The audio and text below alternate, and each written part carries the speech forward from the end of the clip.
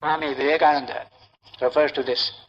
That the great message to the Upanishads is strength and fearlessness. There is plenty of occasions for fear or for weakness in society. By adding more weakness, you cannot remove weakness. By adding more fear, you can't remove fear. Fear can be removed only by fearlessness.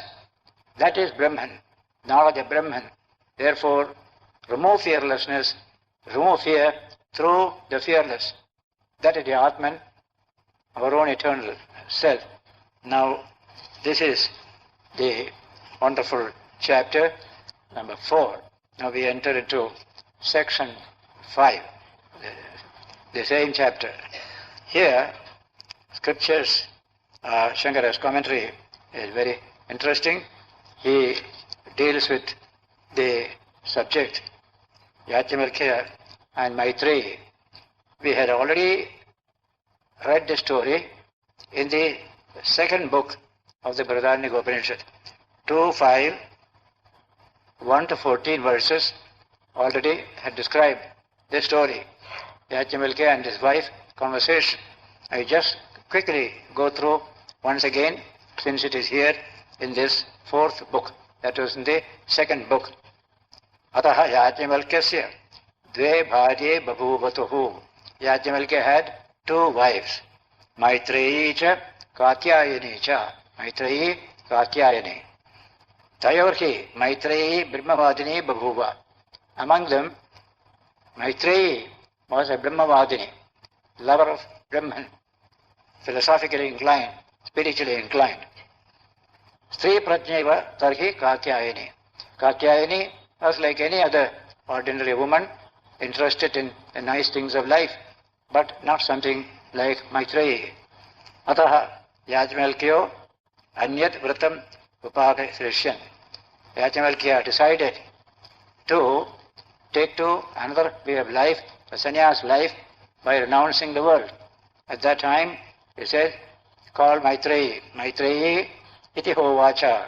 Yajnavalkya pravajishvan va are aham asmas sthanat asmi. I am now leaving this world, leaving this home as a wandering monk, Pravrajana, out as a sadhu. Antate anaya katyayanya antam karavaniti. I want to end that relationship between you and Maitreyi and Katyayani, which had come through me as the husband. That relationship I want to end. Individually you remain in your own individuality and greatness, but that which came through me, I want to break through and I want to go away and renounce this world. Sahovacha Maitreyi. Maitreyi then said, Yadnam imam iyam bhago sarva prathivi vittena purnasyad sya tvaham tena amrutam amrita aho neti. If my life is full of wealth, full prathivi, there any amount of money is there available and I want, if you are going to give me that, then will I be happy thereby? Will I be immortal thereby? She asked her question. Neti neti ovacha, Yajnavalkya. Yajnavalkya said, no, not at all, not at all. Yasaiva upakaranotam jividam, tasaiva te jividam syat. Amrtatvasya no nashasti vitteneti. You can have a fine, comfortable life like any other people in society who have plenty of means at their disposal. That life you can have, but not immortality. Can't have anything to do with that subject, with the wealth that you get in your life. This is a very important statement from the Upanishads. Amrtatvasya tu nashasti vitteneti. Amrtasya asha. Immortality desire cannot come through wealth. Wealth cannot increase that desire for immortality, nor can you achieve it through wealth.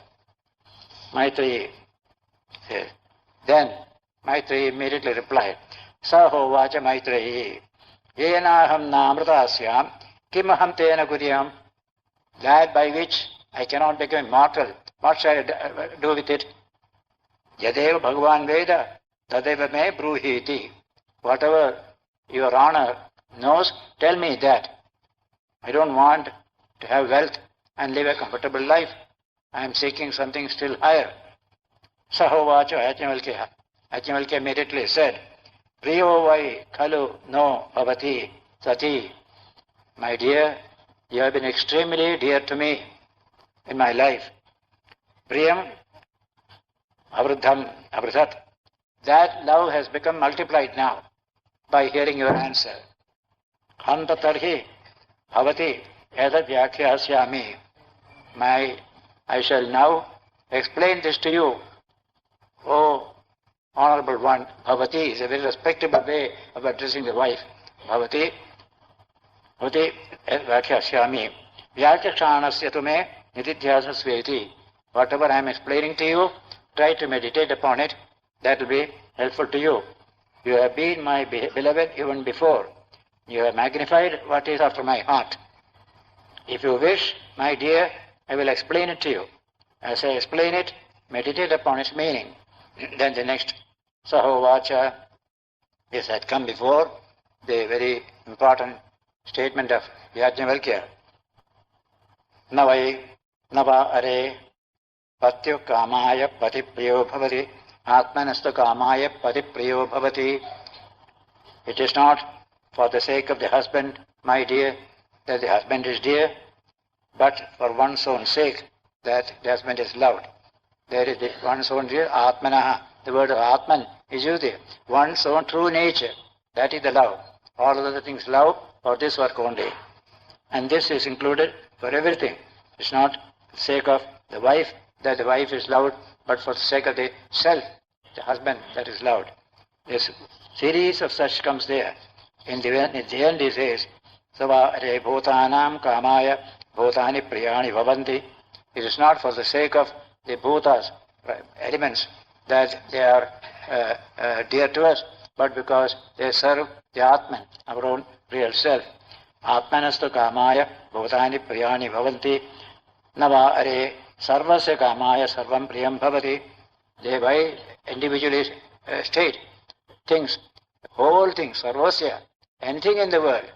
We don't love for its own sake, but for the sake of the self. If that is so, then it immediately comes. Atma va are drashtabhya. What is that self? You must try to really see it, to experience it.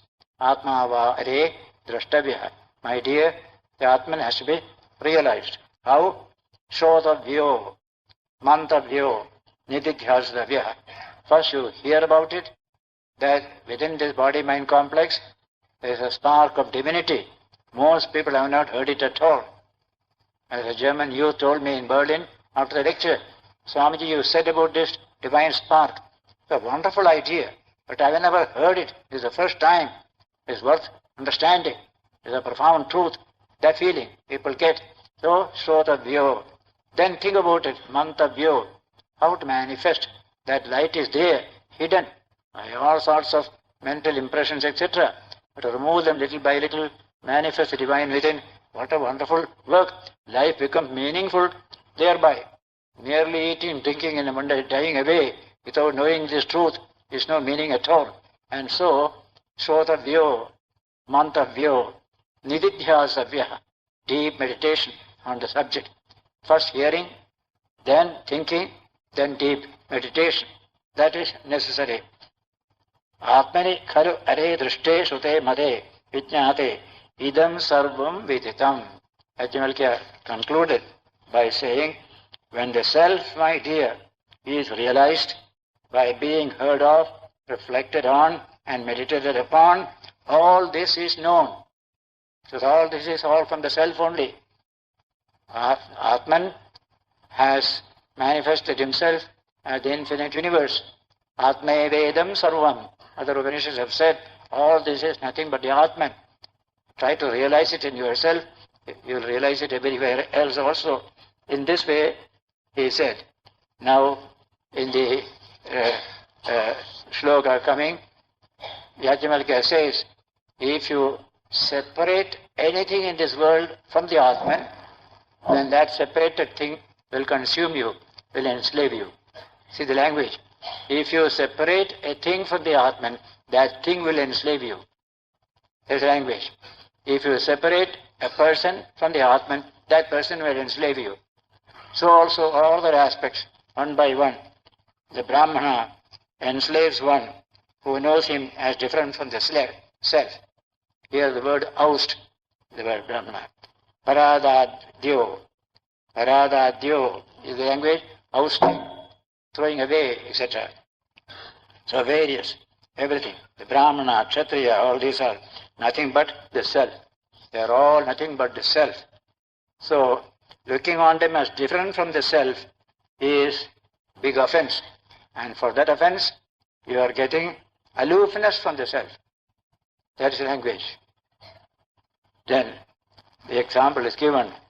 When a drum is beaten, one cannot distinguish its various particular notes, but they are included in the general note of the drum, or the general sound produced by different kinds of strokes. Similarly, this infinite Atman is there in all the manifestations in the universe. Here, then comes an example. As from a fire kindled with wet faggot, diverse kinds of smoke issue.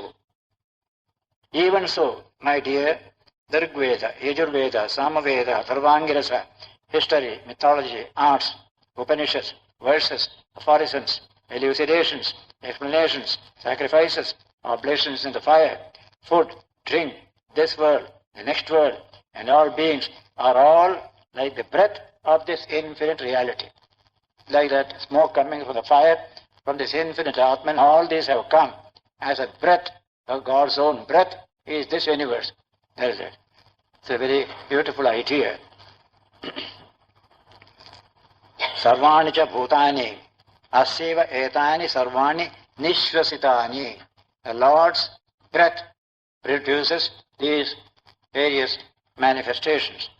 Then is continuing, an example is given. As a lump of salt is without interior or exterior, because it is all salt, entire and purely saline in taste.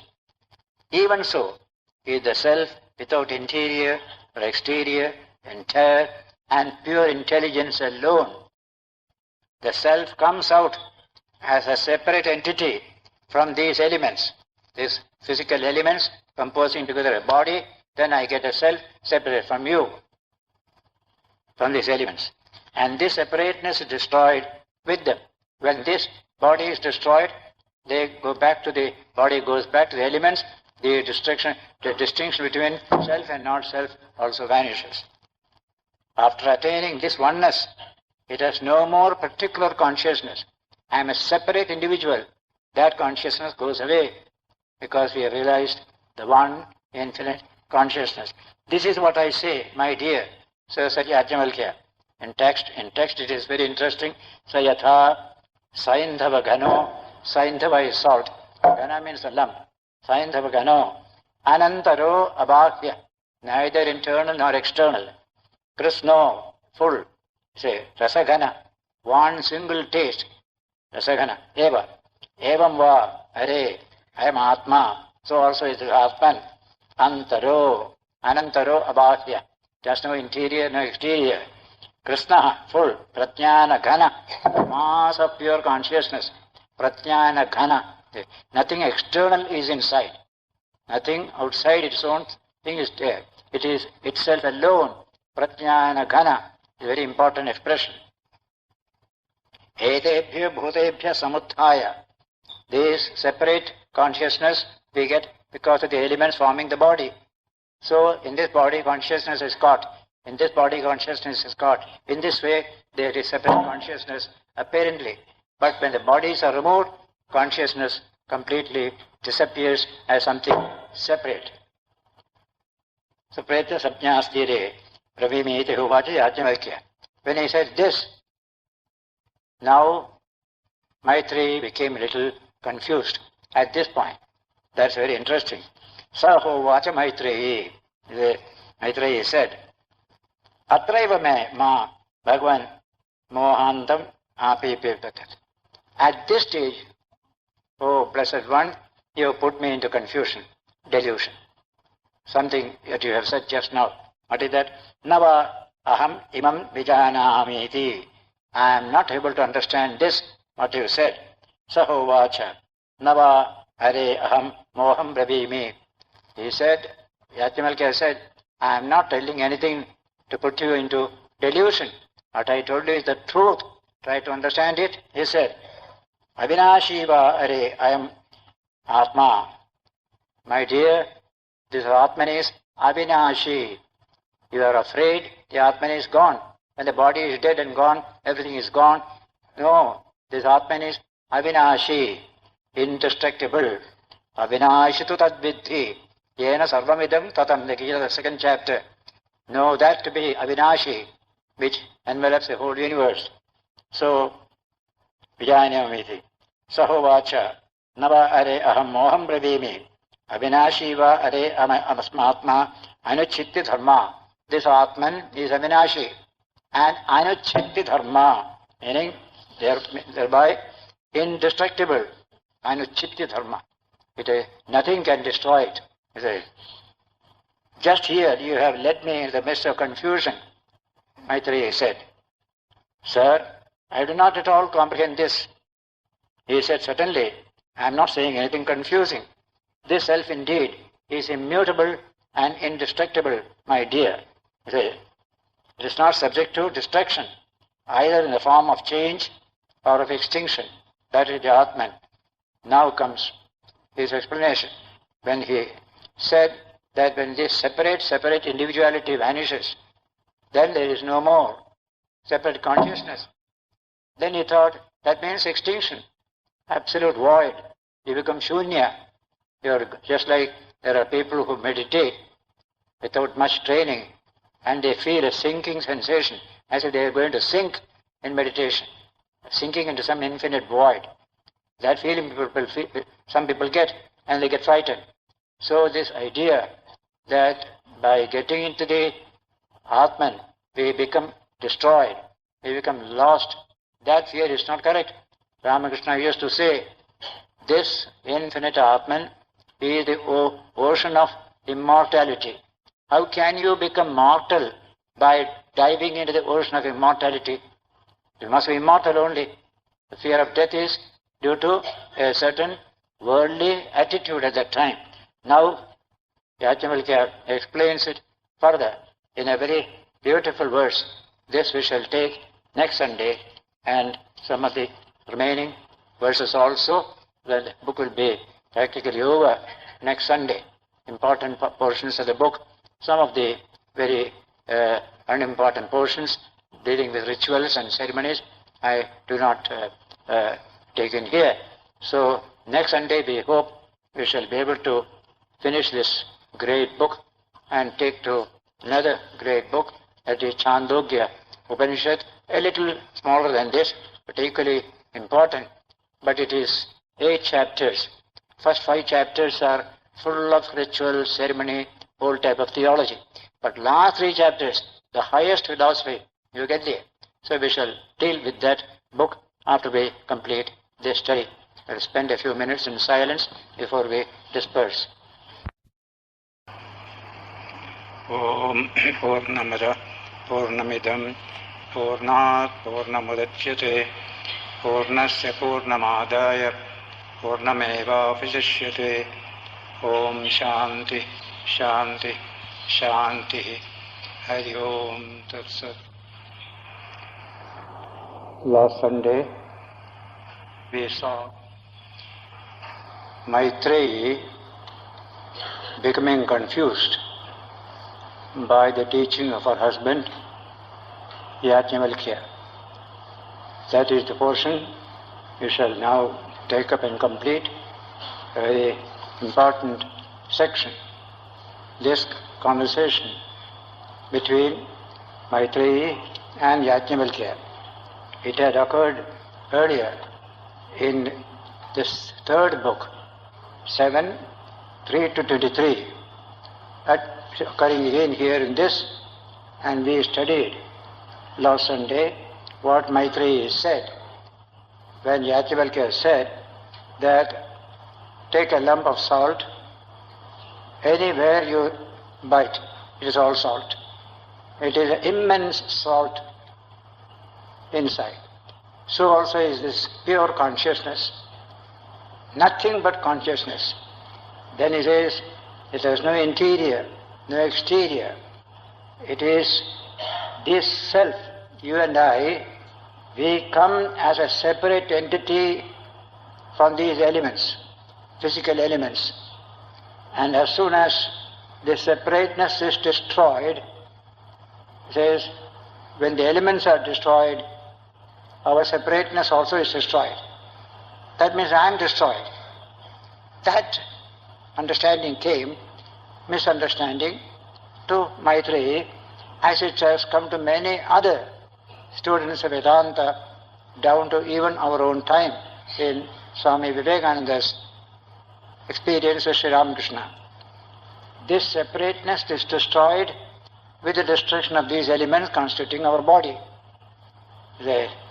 After attaining this oneness, it has no more particular consciousness. There is no particular I consciousness once the body is destroyed.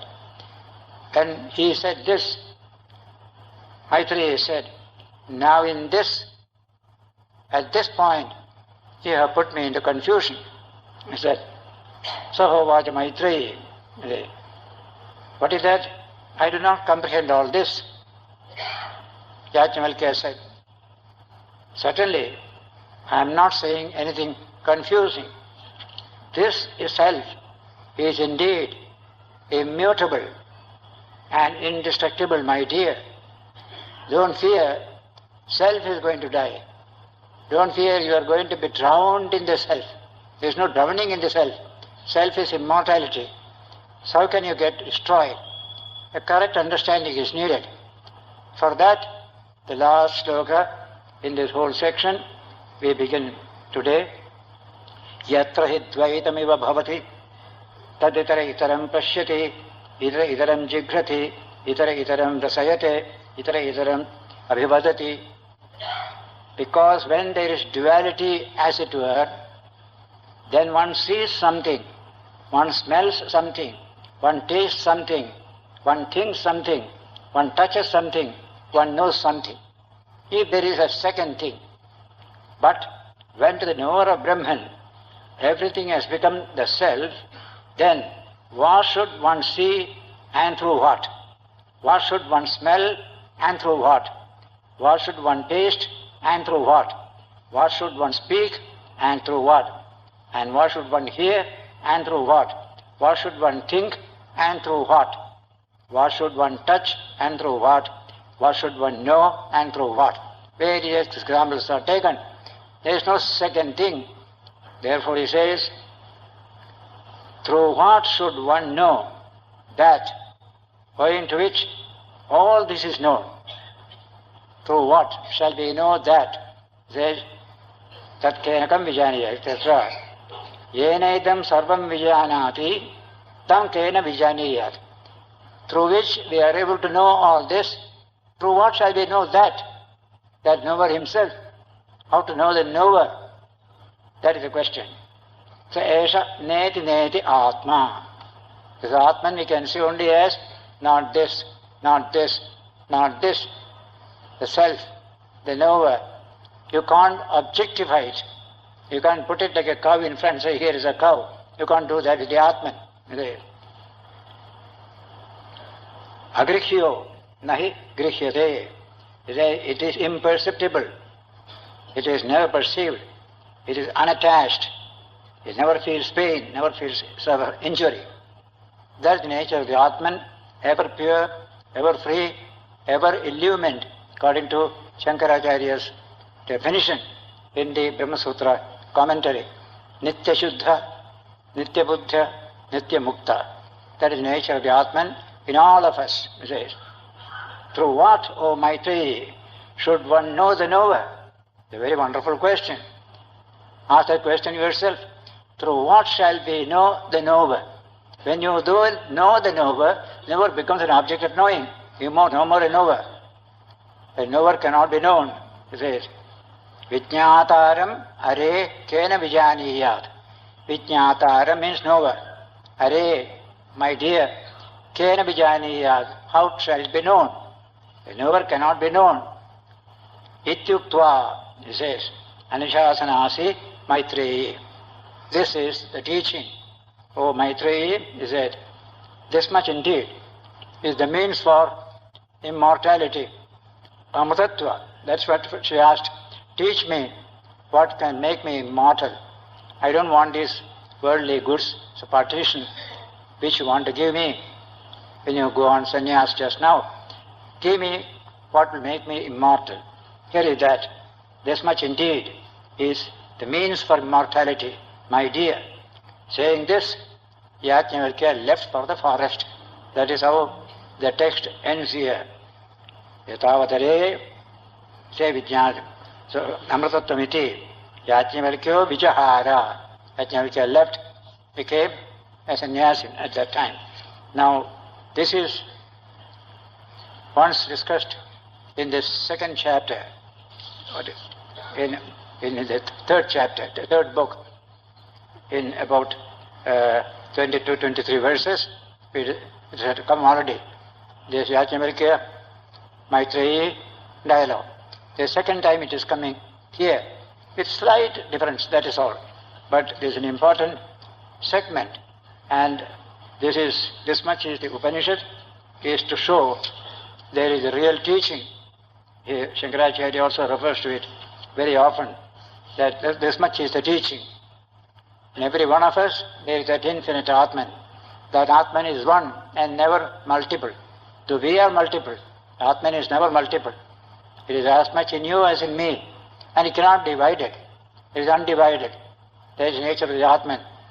So many places in the Upanishads, these descriptions come, which up to the 20th century, many people could not appreciate. Now, through nuclear science, we are able to appreciate. Say the shloka in the Kathopanishad, chapter 2, Anoraniyan Mahato Mahiyan. This Atman is smaller than an atom and bigger than the biggest. That is the nature of the Atman. Now, today we can understand it, but before that we could never understand. This question of space doesn't come so far as the Atman is concerned. It can be small as the smallest thing, big as the biggest thing. It can be everything. This possibility we are now able to understand through the dimension of nuclear or physics. So, in this book, this is the very important section. After that is over, there are 3 or 4 small chapters containing a very good story, a very good teaching. We conclude the study of this Brihadaranyaka Upanishad with this story. It comes in section 2 of the 5th book. Section 2, 3 of the 5th book, you have got this wonderful story. Now the story is like this. Ataha prajapatyaha prajapatau pitari brahmacharya mushuhu. Says 3 classes of Prajapati's sons lived a life of brahmacharya with their father. As a student, life as a brahmacharya means as a student, lived with the father. 3 classes of students, children. Prajapati is a father Prajapati. Who are they? Gods, men and asuras. Devas, Manushyas, asuras. These are the 3 children of Prajapati. They lived as brahmacharis under father Prajapati. The gods, on the completion of their term, said, please instruct us. They were living as a brahmachari. After some seva is done to the Guru and the ashram, then they say, now give us teaching. There. Uchuhu, Prishitva brahmacharyam deva uchuhu, bravid no pavaniti. Please give us whatever teaching you want to give us. So, tebhyo haidat aksharam uvacha da iti. Prajapati taught them only one letter, just one letter, da. That's the teaching I give you. Da, he said. Indra understood. what they meant. The iti. Did you understand what I said? The Prajapati asked Indra. Indra said, yes, I understood. Dhamyate iti na atha. You spoke, give, give, give. Dhamyata Dhamma means self-control, self-control. Dhamma means self-control. To the gods, this teaching is given, and the gods understood it as Dhamyata, perfect control of the sensory energies. You have to do like that. Answer is given. Have you understood? They said, yes, we have. You told us, control yourself. Yes, you have understood. You can go. So, the devas are instructed. Now comes the turn of the Manushya, human being.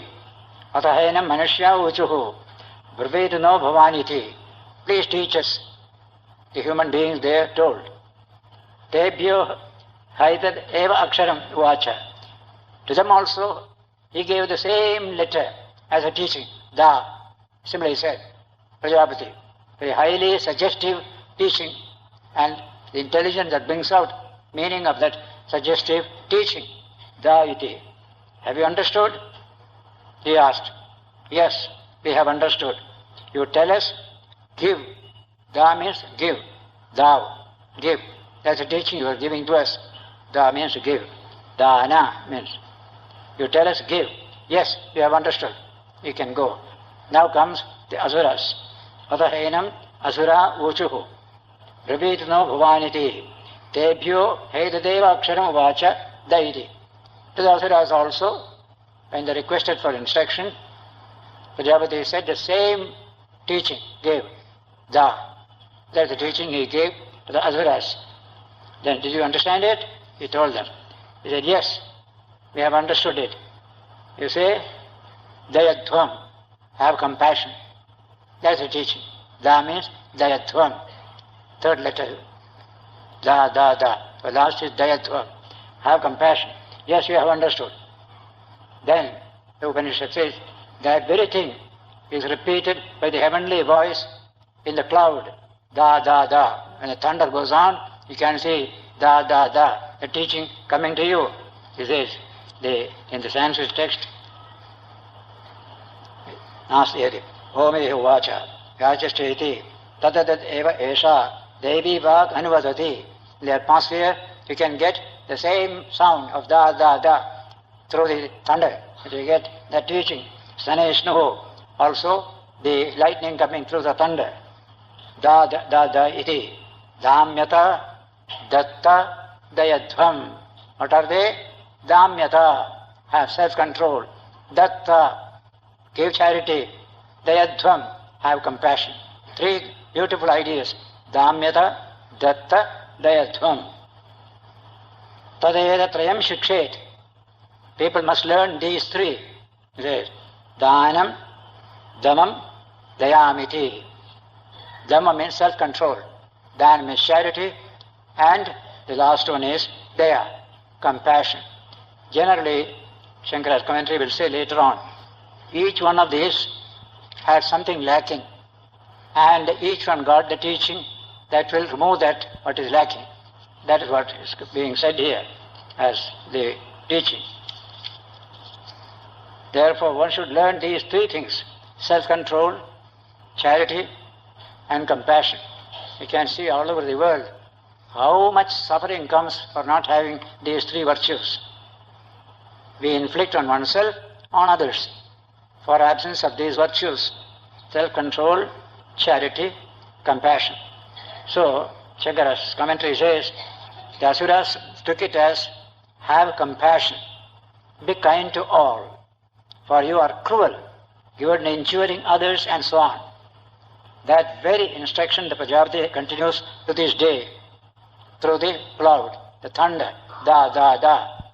Prajapati is teaching you, nature is teaching you, as a poet would say. Prajapati, who formerly taught the gods and others, teaches us even today through the heavenly voice of the cloud. How? Here is the heavenly voice heard. What is it? The cloud. As the control yourself, give, and have compassion. The syllable da is repeated thrice to represent in imitation the above three terms. Not that a cloud produces three notes only, for we know of no such limitation as to number, because to this day Prajapati gives the same instructions: control yourselves, give, and have compassion. Therefore, one should learn these three of Prajapati. What are they? Self-control, charity, and compassion. Shankara says in his commentary. Man should think we must carry out the instructions of Prajapati. The Smriti also says, the Gita, 3rd chapter, last few verses, last but 2-3 verses. Kama, Krodha, and Lobha are the three enemies of man. Gita says there. These are the three gateways to hell. Dwaram, Nashanam, Atmana, the doorway to destruction. These three, he says, lust, anger, and greed. We have to renounce all the three. That's what Krishna said in the Gita. Shankara quotes it, this connection. The preceding portion is but a part of this injunction. One should learn.